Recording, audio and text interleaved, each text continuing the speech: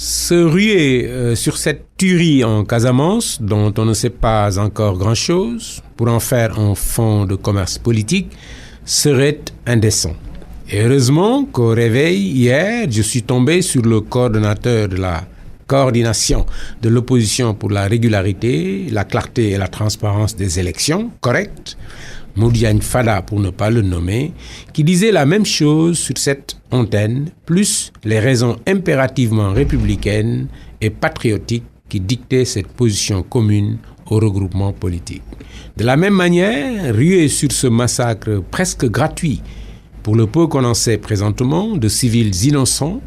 en faire matière à spéculation sur les réseaux sociaux et jouer au commissaire Maigret, comme l'a déploré avec justesse quelqu'un sur Facebook, où l'on trouve tout et son contraire, pour accuser qui l'MFDC, qui des bandits de grand chemin, qui je ne sais qui encore, serait de la part des citoyens ordinaires, de quelque légitimité qu'ils puissent se réclamer, irresponsable. La seule entité habilitée à résoudre cette question de la violence en Casamance, qui est à inscrire malgré ses spécificités, surtout en ces temps de menaces terroristes, dans le cadre global de la gestion de la sécurité du pays, des personnes et des biens qui l'abritent, c'est l'État.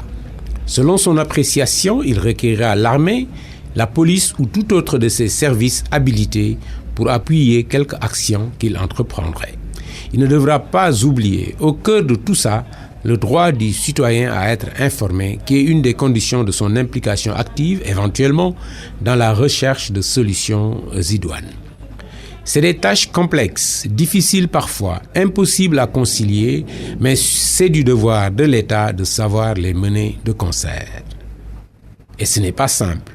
Comprendre que la tâche de l'État n'est pas simple ne signifie absolument pas renoncer au devoir de vigilance qui nous commande de veiller, sentinelle sourcilleuse, pour que ceux qui prétendent nous gouvernent effectivement, c'est-à-dire nous gouvernent bien.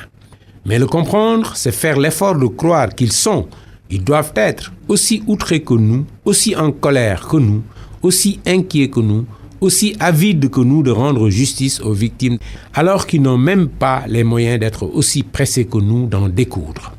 Surtout, si ce meurtre des 13 jeunes Ziguinchorois risquait d'être le signal d'une recrudescence de la violence irrédentiste en Casamance, où elle s'était tassée ces dernières années, il faut le dire,